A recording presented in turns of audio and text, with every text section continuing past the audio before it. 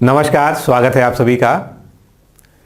राजस्व लेखपाल भर्ती 2022 का नोटिफिकेशन आ चुका है। इसके बारे में हम लोगों ने इससे पहले वीडियो में बात की थी और फॉर्म भरते समय, अप्लाई करते समय आपको क्या क्या सावधानियां रखनी है, क्या क्या महत्वपूर्ण चीज़ें हैं नोटिफिकेशन में जो आपको जानना ज़रूरी है अप्लाई करने से पहले, इन सभी बातों पर हम डिस्कस कर चुके हैं।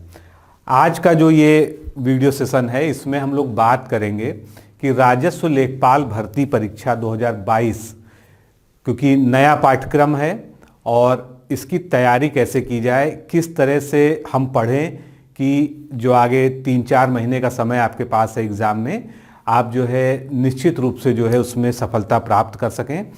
तो चूँकि अगर हम पाठ्यक्रम को देखते हैं तो ऐसा लगता है कि पाठ्यक्रम बहुत सामान्य सा है और इसको पढ़ा जा सकता है, खुद से भी पढ़ा जा सकता है, लेकिन उसमें हमको क्या चीज़ों पर विशेष फोकस करना है, किन चीज़ों पर विशेष ध्यान रखना है।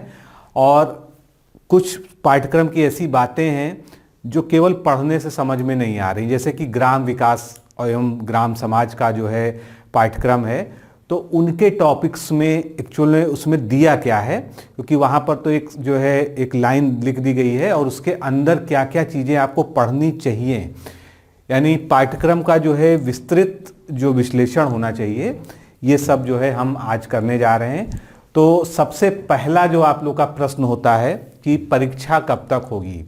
तो दोस्तों, आप सभी जानते हैं कि कोरोना फिर से एक बार सक्रिय है और काफ़ी भयावह स्थिति चल रही है। इसलिए पहली तो सलाह आपको ये है कि कोरोना से बच के रहिए। जो भी नॉर्म्स हैं सोशल डिस्टेंसिंग के और जो कुछ भी आप कर सकते हैं जो आपके हाथों में है, वो सभी का पालन करिए और अपने आप को बचा के रखिए और दूसरों को भी बचा के रखिए, क्योंकि ये 2-3 महीने का एक कठिन समय है, ये गुजर जाएगा और फिर से ज़िंदगी पटरी पर लौटेगी। इसलिए कोशिश करिए कि आप इस बीच बीमार ना पड़ें और इससे बच के रहें। तो कोरोना है और साथ में उत्तर प्रदेश में चुनाव है।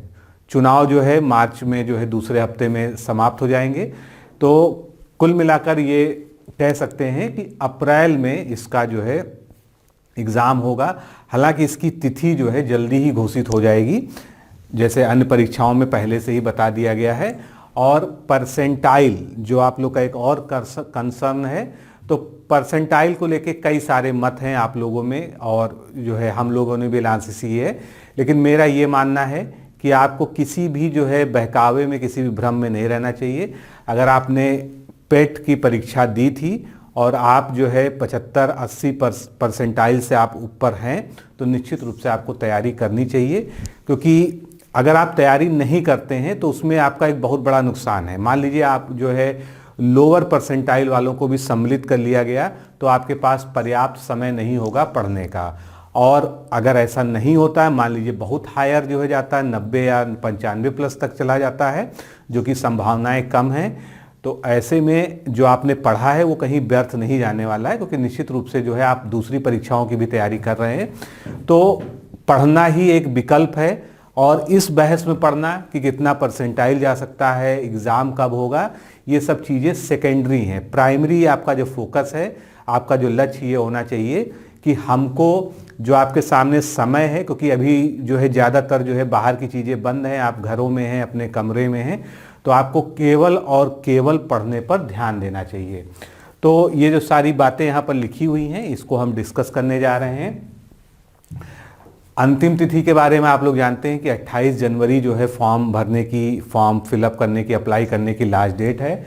और अगर आप कोई संशोधन संशोधन भी, सारे संशोधन आप नहीं कर सकते, उसके बारे में भी दिया हुआ नोटिफिकेशन में कि अगर त्रुटिवश आपसे कुछ गलत हो जाता है, तो आप 4 फरवरी तक उसमें अंतिम रूप से संशोधन कर सकते हैं। ये पदों का विवरण है, ये सभी आप लोग जानते हैं, इसमें कुछ खास नहीं है। पीटी परीक्षा आपको उत्तीर्ण होना चाहिए। तो आगे बढ़ने से पहले कई लोगों की क्वेरी है हमारे कोर्स के बारे में, तो बहुत स्पष्ट तौर पे बता दूं कि अगर आप हमारे इस संस्थान पर, हमारे इस चैनल पर भरोसा करते हैं, तो आप बिल्कुल उसी भरोसे के साथ हमसे जुड़ जाइए और राजस्व लेखपाल परीक्षा में आपको कोई किताब खरीदने की ज़रूरत नहीं है, कोई आपको टेस्ट पेपर लेने की ज़रूरत नहीं है, कोई टेस्ट सीरीज लेने की ज़रूरत नहीं है, कोई भी एडिशनल मटेरियल आपको लेने की आवश्यकता नहीं पड़ेगी। जितने हम वीडियो लेक्चर्स आपको देंगे, उनकी PDF फाइल्स देंगे, उनकी प्रैक्टिस कराएंगे, उनके लिए टेस्ट सीरीज आपको प्रोवाइड कराएंगे। सब कुछ जो है आपको एक साथ जो है एक ही पैकेज में मिलेगा, आपको कुछ भी अलग से करने की ज़रूरत नहीं है। और सिलेबस को 100% जिस तरह का सिलेबस है उसी पैटर्न से कवर किया जाएगा और आपको इतना सफिशिएंट नोट्स दिया जाएगा जो कि बहुत ज़्यादा भी नहीं होगा और बहुत कम भी नहीं होगा। बिल्कुल नपा तुला आपको नोट्स दिया जाएगा PDF में, आप उतना ही पढ़ के जो है इस परीक्षा को अच्छे से क्लियर कर सकेंगे, जो कि हम लोगों ने अपने PT के बैच में भी जो है देखा था, जिसमें काफ़ी हद तक जो है सफलता जो है लोगों को मिली थी जो लोग जुड़े थे। तो अगर आप हमारा जो है लेखपाल का कंप्लीट क्रैश कोर्स ज्वाइन करना चाहते हैं जो कि स्टार्ट हो चुका है, तो आप सिंपली जो है लेखपाल टाइप कीजिए व्हाट्सएप में जाकर और इस नंबर पर यानी 9506742546 पर भेज दीजिए। आपको सारी जानकारी मिल जाएगी। कुछ आप एडिशनल पूछना चाहते हैं कोर्स के बारे में तो आप इस नंबर पर ऑफिस टाइमिंग में सीधे कॉल भी कर सकते हैं। क्या क्या है इस कोर्स में मैंने ब्रीफ में आपको बता दिया है। जितने भी चारों सेगमेंट हैं सभी के आपको वीडियो लेक्चर्स मिलेंगे। वीडियो लेक्चर्स में जो पढ़ाया जाएगा आपको उसका आपको जो है कंप्लीट नोट्स मिलेगा। साथ में आपको टेस्ट सीरीज दी जाएगी जिसमें आप जो है अपना जितना भी आप सिलेबस है उसका अभ्यास करेंगे। तो ये रहा जो है हमारे कोर्स के बारे में।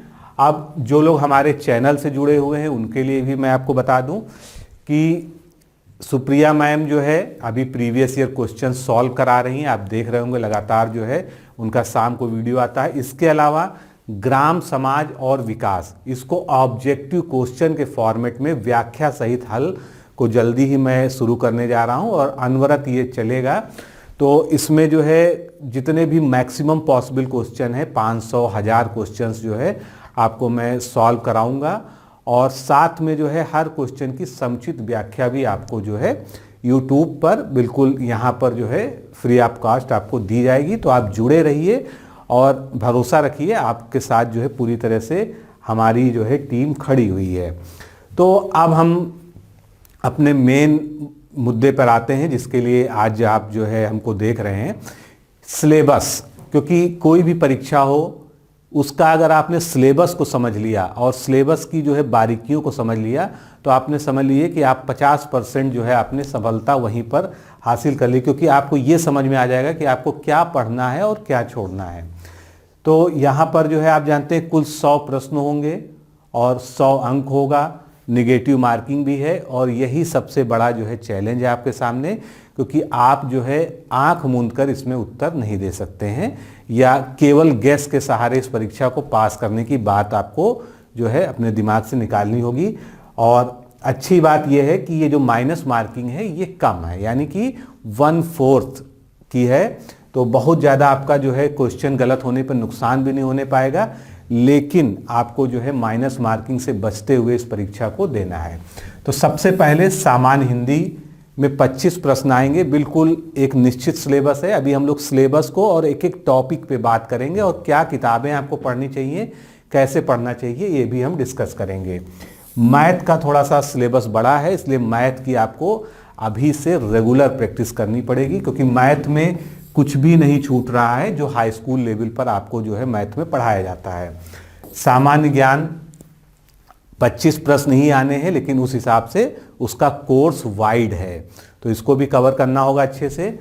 और इसके अलावा ग्राम समाज एवं विकास, ये थोड़ा सा एक ऐसा टॉपिक है जिसमें 50% चीज़ें आप लोग जो है पढ़ चुके हैं किसी न किसी परीक्षा की तैयारी में या जो है जनरल नॉलेज में आपने उसको पढ़ा है। उसमें से 50% ही ऐसा कोर्स है या 50% ही ऐसे टॉपिक्स हैं जिनको आपको स्पेशली इस एग्ज़ाम के लिए यानी लेखपाल के लिए पढ़ने की आवश्यकता पड़ेगी। तो ये जो है आपका 100 नंबर का जो है पूरा एग्ज़ाम का स्ट्रक्चर हो गया। अब हम शुरुआत करते हैं पहले सेगमेंट से, सामान्य हिंदी। तो इसकी अच्छी बात क्या है? सबसे अच्छी बात है कि इसमें लिमिटेड टॉपिक हैं। आपको सामान्य हिंदी व्याकरण की कोई भी पूरी किताब पढ़ने की आवश्यकता नहीं है। आपके सामने डिफाइंड सिलेबस है।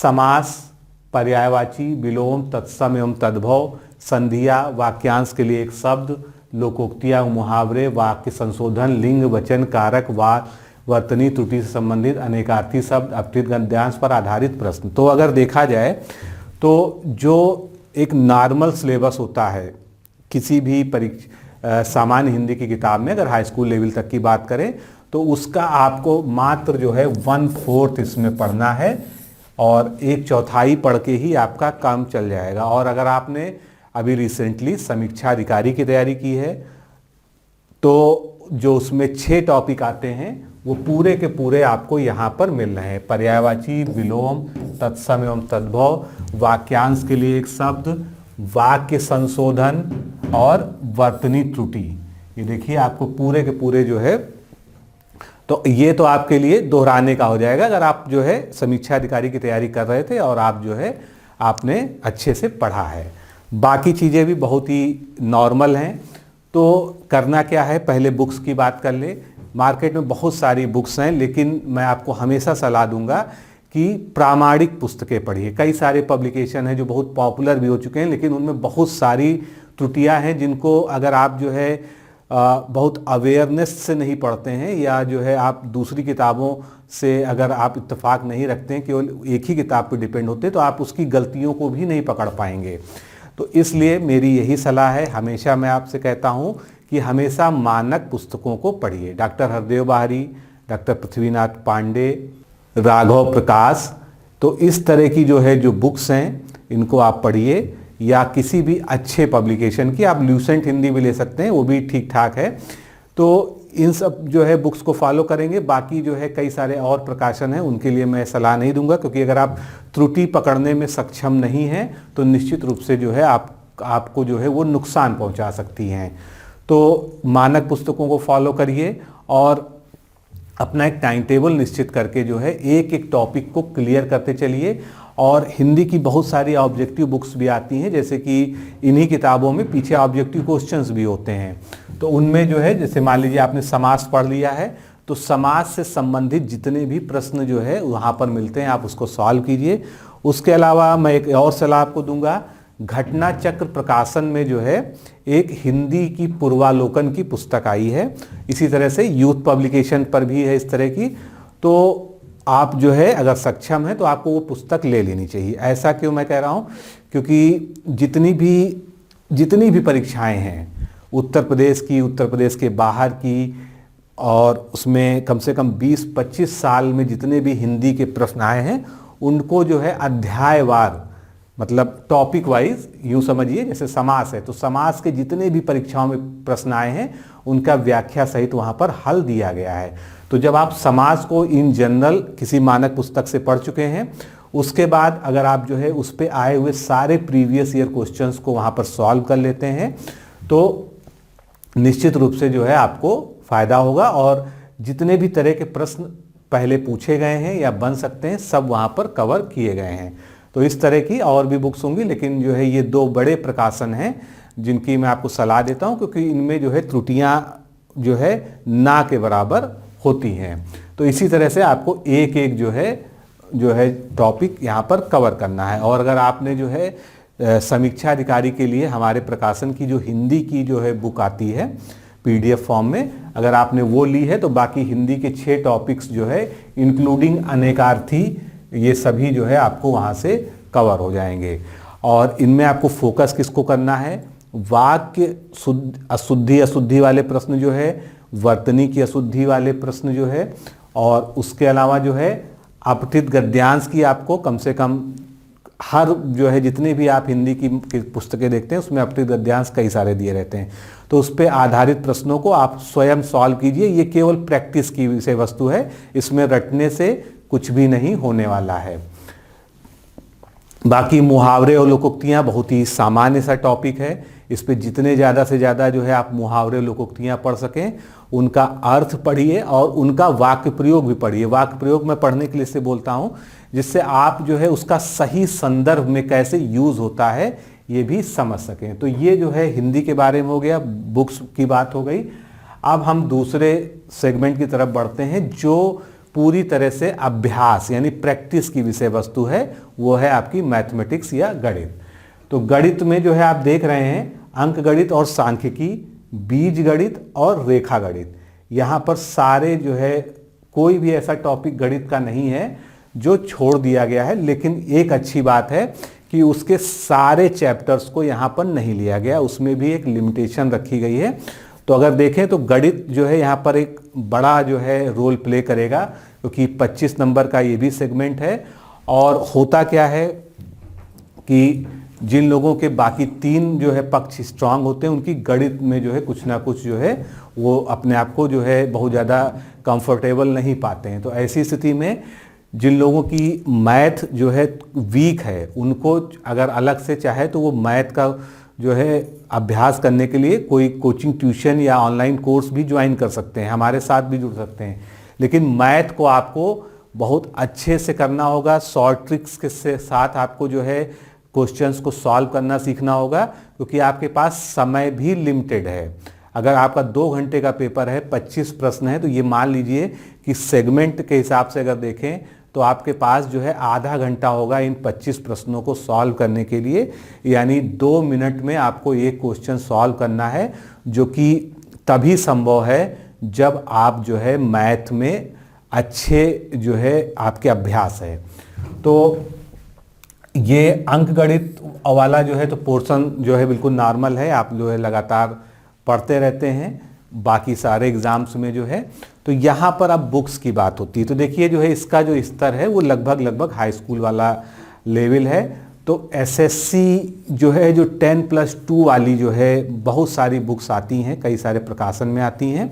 और आर.एस. अग्रवाल साहब की बुक वैसे एक मानक बुक है, अच्छी बुक है, कई सारे एग्जाम्पल्स भी उसमें दिए हुए हैं, अभ्यास के लिए प्रश्न भी दिए हुए हैं, तो आप वो भी ले सकते हैं। बाकी एसएससी की जो है कोई भी एसएससी लेवल की 10+2 लेवल की कोई बुक लें तो वो अच्छा रहेगा। अब इसमें जो है आपको विशेष सावधानी क्या करनी है, इस पे वो टॉपिक्स जैसे कि यहाँ पर जो है बारंबारता है, केंद्रीय माप, समांतर माप, माध्यिका और बहुलक, ये सभी जो है ये प्रायः जो है अन्य एग्जामों में इतनी प्रमुखता से नहीं पूछे जाते हैं, इन पर आपको विशेष फोकस करना है। इसके अलावा मैथ्स के भी जितने भी पुराने प्रश्न आज तक UPSSC के एग्ज़ाम्स में पूछे गए हैं, क्योंकि कहीं ना कहीं जो नए प्रश्न भी आते हैं, प्रश्न रिपीट नहीं होते, मैं ऐसा नहीं कह रहा हूँ कि प्रश्न रिपीट होते हैं, लेकिन प्रश्न क्या है पुराने प्रश्न से ही जो है इंस्पायर्ड होते हैं, लगभग उसी प्रवृत्ति पर दूसरे प्रश्न जो है थोड़ा सा हेरफेर के साथ बनते हैं। तो इसलिए UPSSC में जितने भी पुराने प्रश्न मैथ के इन टॉपिक्स पे आए हैं उनको आपको ज़रूर सॉल्व करना है। और मैथ के लिए अगर आपकी मैथ कमज़ोर है तो मैथ पे आपको अभी से फोकस बढ़ा देना चाहिए और प्रयास ये करना चाहिए कि आप जो है शॉर्ट ट्रिक्स के माध्यम से प्रश्नों को सॉल्व करने में सक्षम हो पाएँ, क्योंकि यहाँ पर ज़रूरी नहीं है कि आप लंबी वाली विधि का प्रयोग करें, क्योंकि आपको कम समय में जो है क्वेश्चंस को बहुत सटीकता से हल करना है और तुक्केबाजी से बिल्कुल बचना है, क्योंकि आपके सामने जो है निगेटिव मार्किंग है और निगेटिव मार्किंग में तुक्केबाजी बिल्कुल घातक होती है। तो जितने भी प्रीवियस ईयर क्वेश्चंस हैं, साथ में आप एसएससी की भी सॉल्व जो है पेपर्स की बुक आती है, घटना चक्र में है, बाकी अन्य प्रकाशनों में भी है, तो आप जो है उससे भी अभ्यास कर सकते हैं। क्योंकि प्रायः ऐसा भी देखा गया है कि UPSSC के एग्ज़ाम्स में जो है एसएससी, रेलवे इत्यादि के NTPC के जो है क्वेश्चंस आ जाते हैं, कभी कभी डायरेक्टली आ जाते हैं। और इसके अलावा जो है जो सिपाही भर्ती परीक्षा है यानी UPP वाले, उसके भी प्रश्नों को सॉल्व करें। तो आप कोई एक ऐसी बुक जरूर ले लें जिसमें मैथ के लगभग सारे प्रीवियस ईयर क्वेश्चंस इस लेवल के दिए हों और उन टॉपिक्स को आपको 1 by 1 जो है यहाँ पर पढ़ना है। तो मैथ बिल्कुल अभ्यास का जो है मामला है, आपको जितना ज़्यादा अभ्यास करेंगे, अगर आप जो है 2 घंटा जो है बाकी एक सेगमेंट को देते हैं तो मैथ को आप कम से कम 3 घंटा दीजिए। मैथ यहाँ पर एक डिसाइडिंग फैक्टर की तरह काम करेगा। अब सामान्य ज्ञान की बात करते हैं। आप पढ़ रहे होंगे कि बहुत लंबा चौड़ा सिलेबस आपको दिख रहा होगा, लेकिन इसमें बिल्कुल भी आपको घबराने की ज़रूरत नहीं है। ये जितने भी टॉपिक्स हैं बहुत जनरल टॉपिक्स हैं और लगभग हर जीके की बुक में आपको मिल जाएंगे। तो कोई भी एक जीके की बुक, चाहे वो घटना चक्र की हो, दृष्टि प्रकाशन की हो, ल्यूसेंट तो अपने आप में एक मानक पुस्तक ही है ल्यूसेंट में, और लगातार ल्यूसेंट में इसीलिए नए नए संस्करण भी आ रहे हैं संशोधित। तो ल्यूसेंट पे अगर आपके पास ल्यूसेंट है तो उतना भी पर्याप्त है, आपको उनसे ही जो है इसको कवर करना चाहिए। बाकी उत्तर प्रदेश आपने आखिरी में ध्यान देंगे कि अभ्यर्थियों से उपरोक्त की सामान्य जानकारी अभिज्ञा विशेषता उत्तर प्रदेश के परिप्रेक्ष्य में अपेक्षित है। यानी जितना भी ये टॉपिक है, चाहे भूगोल हो, चाहे इतिहास हो, चाहे जो है आर्थिकी हो, कृषि हो, उसमें आपको यूपी के क्वेश्चंस भी मिलेंगे। तो यूपी को पढ़ने के लिए आप जो है यूपी स्पेशल एक अलग बुक ले लीजिए। मतलब आप अगर ल्यूसेंट जीके को फॉलो कर रहे हैं या किसी भी अन्य जीके की पुस्तक को फॉलो कर रहे हैं, उसके अलावा आपको यूपी की एक बुक अलग जरूर लेनी चाहिए। और इस चैनल पर जो करंट अफेयर्स यूपी का पढ़ाया जाता है उसको भी आपको रेगुलर पढ़ना है। कंप्यूटर के भी प्रश्न यहाँ पर पूछे जाएंगे, सामान्य, बिल्कुल सामान्य प्रश्न पूछे जाएंगे। तो अगर आप जो है जीके की कोई बुक ले रहे हैं तो उसमें कंप्यूटर के आपको 20-25 पन्ने में मैटर मिल जाएगा, उतना यहाँ पर सफिशियंट होगा। यहाँ पर फोकस ये करना है, आपने अगर यूपी ट्रिपल एससी के प्रीवियस ईयर क्वेश्चंस को एनालाइज किया होगा, आपने प्रश्न पत्रों को देखा होगा जो विभिन्न एग्जाम्स में आते हैं, तो सामान्य विज्ञान में बायोलॉजी बहुत प्रमुखता से पूछा जाता है। और बायोलॉजी में भी जो है जो आहार और पोषण वाला चैप्टर है, बीमारियों वाला है, पौधों की बीमारियां हैं यानी प्लांट डिजीजेज हैं, ह्यूमन डिजीजेज हैं, तो और उसके अलावा जो है जो अगर बॉटनी की बात करें वनस्पति विज्ञान की, तो उसमें जो आर्थिक वनस्पति विज्ञान होता है उससे ज़्यादा क्वेश्चन पूछे जाते हैं। इसी तरह से जो फिजिक्स केमिस्ट्री के क्वेश्चंस हैं तो उसमें जो है फिजिक्स केमिस्ट्री में जो है मेन प्रकाश से संबंधित यानी लाइट से संबंधित, साउंड से संबंधित इस तरह के प्रश्न ज़्यादा आते हैं। तो इसमें जो है प्रीवियस ईयर क्वेश्चंस को आपको जीके के जितने भी पूछे गए हैं उनको निश्चित रूप से पहले कवर करना पड़ेगा। और ऐसी बुक हमेशा चुनिए प्रीवियस ईयर क्वेश्चन के लिए जिसमें व्याख्या जरूर दी गई हो, क्योंकि व्याख्या पढ़ना जरूरी होता है। उससे जो है उस क्वेश्चन से संबंधित जो अन्य तथ्य हैं वो भी आपको जो है तैयार हो जाते हैं। बाकी जैसे भारतीय राज्य व्यवस्था है, संविधान है, भारतीय अर्थव्यवस्था है, तो इनको जो है बिल्कुल जनरल तरीके से जो है, जैसे मान लीजिए आपने मूल अधिकार हैं तो कौन सा जो है उसमें आर्टिकल है, उसमें क्या कहा गया है, सामान्य रूप से इसको पढ़ लीजिए। बहुत ज़्यादा इसमें डीप से क्वेश्चन कहीं नहीं आएंगे, इसमें बिल्कुल सामान्य प्रकृति के क्वेश्चन आएंगे। इसलिए जिन चीज़ों को आप आसान समझ के अब तक छोड़ते आए हैं उनको आप ज़रूर पढ़ें, तो आपको जो है इसमें जो है कोई भी दिक्कत नहीं होने वाली है। तो इसमें भी मेरी सलाह है, बुक्स तो मैंने बता दी, लेकिन एक जो है इंटीग्रेटेड बुक जो है जिसमें प्रीवियस ईयर क्वेश्चन हो, घटना चक्र हो, चाहे यूथ पब्लिकेशन की बुक हो, बाकी अन्य प्रकाशन में भी आती हैं, तो वो जो है जितने भी यूपी ट्रिपल एससी और बाकी अन्य एग्ज़ाम से पूछे गए हैं। और अगर आप एसएससी की जीके की बुक ले लें तो वो एसएससी आरआरबी, तो क्योंकि अभी आपके पास समय है, आप प्रीवियस ईयर क्वेश्चन सबके सॉल्व कर सकते हैं, तो ये जो है आपके लिए बहुत ही जो है बेनिफिशियल रहेगा इस पार्ट को कवर करने के लिए। और करंट अफेयर्स नियमित रूप से पढ़िए, कम से कम जो है जब मान लीजिए अगर अप्रैल में एग्ज़ाम होता है तो आपको 6 से 8 महीने का करंट अफेयर्स जो है वहाँ पर तैयार होना चाहिए। अगला सेगमेंट है ग्राम विकास और ग्राम समाज। तो अब इसमें जो है हम एक एक टॉपिक को पढ़ेंगे, उसमें आपको क्या पढ़ना है, कैसे पढ़ना है, इसको डिस्कस करेंगे, क्योंकि थोड़ा सा जो सिलेबस के बारे में आपके मन में कन्फ्यूज़न है वो इसी सेगमेंट को ज़्यादा लेकर है। तो सबसे पहले ग्राम विकास भारतीय संदर्भ में, अब यहाँ पर आपको क्या पढ़ना है, सबसे पहले जो है भारत में जो है ग्राम विकास का जो है जो इतिहास है कि ग्रामीण विकास सुनियोजित ढंग से कब शुरू हुआ, इसी में आपकी जो है सारी पंचवर्षीय योजनाएं आ जाएंगी। पंचवर्षीय योजनाओं में जितने भी ग्राम विकास से संबंधित कार्यक्रम है, जैसे सामुदायिक विकास कार्यक्रम 1952 में शुरू हुआ, उसके बाद एक जो है योजनाएं और अभी तक चल ही रही हैं, आपको शुरू से लेके और अब तक की सारी योजनाओं को जो विशेषकर ग्राम विकास से, ग्रामीण विकास से संबंधित हों, जैसे मनरेगा है इत्यादि जो है, इन सब में आपको कवर करना होगा और उसको थोड़ा डीप पढ़ना होगा। कि मान लीजिए मनरेगा है तो कब लागू हुआ, कब उसमें संशोधन हुआ, इसमें क्या प्रावधान है, कितने दिन का रोजगार दिया जाता है, वर्तमान में जो है जो दिहाड़ी की दर है वो क्या तय की गई है। तो ये सभी जो है इसमें आ जाएगा। इसमें ऐतिहासिक परिदृश्य जो है आपका स्वतंत्रता के पूर्व का और स्वतंत्रता के बाद दोनों ही इसमें आपको कवर करना है। भूदान आंदोलन इत्यादि जो है इसमें सब कवर कर लेना है। फिर ग्राम विकास के कार्यक्रम और ग्राम विकास की योजनाएं, तो इसको सबसे अच्छा पढ़ने का तरीका है कि अगर आपके पास इकोनॉमिक्स की कोई बुक है या ल्यूसेंट ही है तो उसमें आप जो है पंचवर्षीय योजनाओं के क्रम से चलिए, जिससे आपको एक क्रम भी पता चले कि 1950 या 1947 से आप ले लीजिए कि उसके बाद से जो है कौन कौन से कार्यक्रम ग्राम विकास के लिए और कौन कौन सी योजनाएं लॉन्च की गई, उनमें क्या विशेषताएं थी, क्या वो पूरे भारत में लॉन्च हुई या किसी एक क्षेत्र विशेष के लिए थी, क्या वो जो है एक पर्टिकुलर रीजन के लिए थी, जैसे अधिक अन्न उपजाऊ कार्यक्रम हरित क्रांति, तो हरित क्रांति किस रीजन के लिए थी, हरित क्रांति से क्या फ़ायदा हुआ, हरित क्रांति को किसने स्टार्ट किया। तो ये सब जो है बहुत सामान्य प्रश्न जो है इसमें निश्चित रूप से आपसे पूछा जाना अपेक्षित है।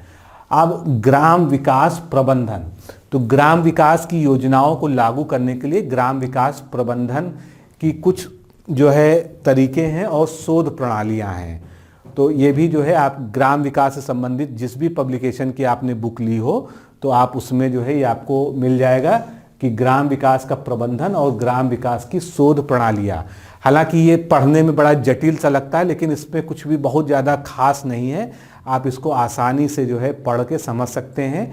ये जिस तरह से कोई भी अनुसंधान किया जाता है, कोई भी शोध किया जाता है तो उसमें जो है प्रेक्षण से लेके और निष्कर्ष निकालने तक जो है जितनी भी बीच के चरण होते हैं बस उनकी इसमें बात की गई है और इसमें कोई विशेष बात नहीं है।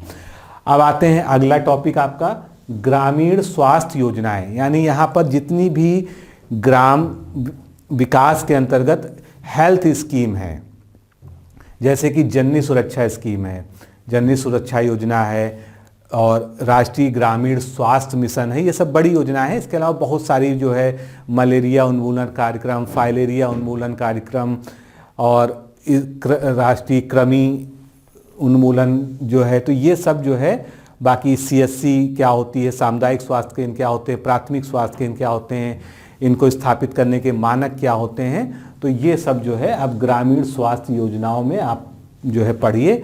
और जब भी पढ़िए तो हमेशा जो है शुरुआत से पढ़िए, यानी कम से कम 1950 के बाद से, जब से सामुदायिक विकास कार्यक्रम की नींव रखी गई 1952 में और उसके बाद पंचायती राज प्रणाली लागू हुई, तो ये जो है उससे पढ़ते चलिए। फिर ग्रामीण सामाजिक विकास, ग्राम विकास और भूमि सुधार, तो सामाजिक विकास में जो है सब कुछ आपका जो है पहले का आ ही चुका है। अब यहाँ पर क्या पढ़ना है आपको, यहाँ पर ग्राम विकास जो है भूमि सुधार के संदर्भ में, यानी जो भूमि सुधार कार्यक्रम जो है जिसमें आप शुरुआत से चल सकते हैं। अगर हम बात करें जमींदारी उन्मूलन कानून जो आया उसके बाद से भूमि के सुधार के लिए बहुत सारे कार्यक्रम जो है शुरू किए गए, तो उनमें जो है जिसमें आपका क्षारीय मृदा, लवणीय मृदा या ऊसर बंजर भूमि सुधार कार्यक्रम, तो एक के बाद एक जो है सिलसिलेवार बहुत सारे कार्यक्रम आज तक शुरू किए गए हैं। तो जितने भी भूमि सुधार, यहाँ पर आपका जो है भूदान आंदोलन भी आ जाएगा भूमि सुधार के अंतर्गत जो है, तो ये जितने भी भूमि सुधार के लैंड रिफॉर्म्स के जो है प्रयास किए गए हैं, कार्यक्रम और योजनाएं लॉन्च की गई हैं, वो सभी यहाँ पर आ जाएंगे। इसके बाद आपका पॉलिटी का जो है आ जाएगा चैप्टर, त्रिस्तरीय पंचायती राज व्यवस्था, और आप इसको विशेषकर उत्तर प्रदेश के संदर्भ में पढ़ना है। तो ये एक सामान्य टॉपिक है कि पंचायती राज व्यवस्था क्या है, इसके लिए इसकी शुरुआत कैसे हुई, इसके बैकग्राउंड क्या है, मतलब इसके लिए क्या क्या जो है कौन कौन सी कमेटियां बनी, अशोक मेहता समिति के बारे में, बाकी अन्य समितियां बनी, किसकी सिफारिश पे लागू हुआ, पहले कहाँ लागू हुआ, फिर त्रिस्तरीय व्यवस्था क्या होती है, ग्राम पंचायत स्तर, उसके बाद ब्लॉक स्तर और जनपद स्तर, तीनों पर क्या क्या कहते हैं, वो वहाँ पर जो है चुनाव किस तरह से उनमें होते हैं, फिर इनका वित्त पोषण कैसे होता है। तो मतलब पूरा आपको जो है पंचायती राज व्यवस्था जो है और विशेषकर उत्तर प्रदेश में जो है किस तरह से चीज़ें लागू की जाती हैं उसको यहाँ पर अच्छे से डिटेल में कवर करना है। तो ये आपको पॉलिटी की भी कोई बुक या यूपी स्पेशल वाली बुक भी अगर आपके पास कोई है तो वहाँ पर भी ये पूरा जो है कवर हो जाएगा। केंद्र व राज्य सरकार की ग्राम विकास से संबंधित योजनाएं, वैसे अगर देखा जाए तो ग्राम विकास योजनाएं और सब कुछ ऊपर आ चुका है, लेकिन यहाँ पर फिर से उसको अलग लिखा है। इसका मतलब ये है कि रिसेंटली पिछले 8-10 सालों में जितनी भी केंद्र व राज्य सरकार की ग्राम विकास से संबंधित योजनाएं, विशेषकर जो करंट गवर्नमेंट है मोदी गवर्नमेंट में, क्योंकि बहुत सारी योजनाएं शुरू की गई हैं, उनको आपको सबको पढ़ना है। इसके लिए जो है योजनाओं की एक जो है बुक घटना चक्र प्रकाशन में भी आती है, बाकी करंट अफेयर्स के अन्य में भी आती है। तो उसमें सारी योजनाओं का संकलन आपको मिल जाएगा। उसमें ग्राम विकास की भी योजनाएं आ जाएंगी, बाकी भी आ जाएंगी। और केंद्र सरकार व राज्य सरकार में आपको उत्तर प्रदेश में जितनी भी योजनाएं हैं, तो अगर आप करंट अफेयर्स को फॉलो करते हैं इस चैनल को तो आपको वहाँ पर भी मिल जाएगी। तो उसके अलावा केंद्र सरकार और राज्य सरकार की सारी योजनाओं को आपको अभी तक जो है यहाँ पर कवर करना है। तो अगर देखा जाए तो लगता है कि ये जो सेगमेंट है ग्राम विकास और समाज वाला, ये बहुत ज़्यादा जो है टफ है या जो है आपको इसके लिए सोर्स या मटेरियल नहीं मिलेगा, लेकिन ऐसा कुछ नहीं है। आप ये ज़रूर है कि इसमें हर एक टॉपिक को आपको हर एक अलग जगह से उठाना पड़ेगा, पढ़ना पड़ेगा, क्योंकि एक कोई स्पेसिफाइड बुक इसके लिए जो है अभी तक नहीं आ पाई है या मौजूद नहीं है। हालांकि कुछ प्रकाशन में जैसे घटना चक्र इत्यादि में आई हैं, तो आप उनको देख लीजिए। अगर सारे टॉपिक कवर हो रहे हैं तो आप उनको ले सकते हैं। और अगर आप जो है हमारे कोर्स में इनरोल्ड हैं या इनरोल्ड होने के लिए आगे सोच रहे हैं, तो आपको कोई भी किताब अलग से नहीं लेनी पड़ेगी। ये सब कुछ जो आपके सामने है ये सब उसमें आपको कवर करके दिया जा रहा है। तो ये जो है हमने सिलेबस का विश्लेषण कर लिया है, पूरा किस तरह से आपको पढ़ना चाहिए, कौन से टॉपिक कवर करने चाहिए, प्रीवियस ईयर क्वेश्चंस को जितना भी संकलन है, क्योंकि अभी आपके पास समय है। अगर आप अभी एग्ज़ाम में 1 महीना बचा हुआ होता तो हम दूसरे स्ट्रेटजी पे बात करते, लेकिन अभी आपके पास समय है तो आप चीज़ों को थोड़ा डिटेल में और अच्छे से कवर कर सकते हैं, जिससे आपके जैसे जैसे समय जो है निकट आएगा एग्ज़ाम का, तो आपका प्रेशर जो है आपके ऊपर नहीं बढ़ने पाएगा। तो अगर आप निश्चित रूप से जो है इस परीक्षा की तैयारी कर रहे हैं और चाहते हैं कि आपका इस अटैम्प्ट में ये एग्ज़ाम निकल जाए, तो आप जो है अगर जो है आपने इस लेक्चर को पूरा देखा है तो आप निश्चित रूप से जो है उसको फॉलो कर सकते हैं। और बताई गई चीज़ों को अगर फॉलो करेंगे तो आप जो है आगे अच्छे से जो है इस एग्ज़ाम को दे पाएंगे। इसके अलावा हमारा कोर्स जो है बिल्कुल जैसे मैंने आपको अभी पूरी स्ट्रेटजी और सिलेबस सब कुछ बताया है, जो कंटेंट बताया है, बिल्कुल डिक्टो इसी पैटर्न पर इसी तरीके से बनाया गया है। जो कुछ आपको इधर उधर ढूंढने की ज़रूरत नहीं पड़ेगी, सब कुछ जो है वहाँ पर कंटेंट आपको PDF नोट्स के फॉर्म में और वीडियो लेक्चर के फॉर्म में दिया जाएगा। साथ में जो है आपको दिया जाएगा कि आप इसकी प्रैक्टिस कर सकें, उसके लिए आपको बढ़िया टेस्ट सीरीज दी जाएगी। सारे सेगमेंट्स को कवर करते हुए बिल्कुल ऐसे प्रश्न आपको दिए जाएंगे जो आपको लगेगा कि हाँ ये एग्ज़ाम को जो है बिल्कुल पूरी तरह से एग्ज़ाम और सिलेबस के पैटर्न को फॉलो करते हैं। तो आपकी मर्जी, आप जो है चाहें तो जुड़ सकते हैं। फिर हम इस पे आगे मिलेंगे और ग्राम समाज और विकास के प्रश्नों को हम बहुत जल्दी जो है व्याख्या सहित उसका हल शुरू करने जा रहे हैं। तो मिलते हैं अगले वीडियो में। नमस्कार, धन्यवाद।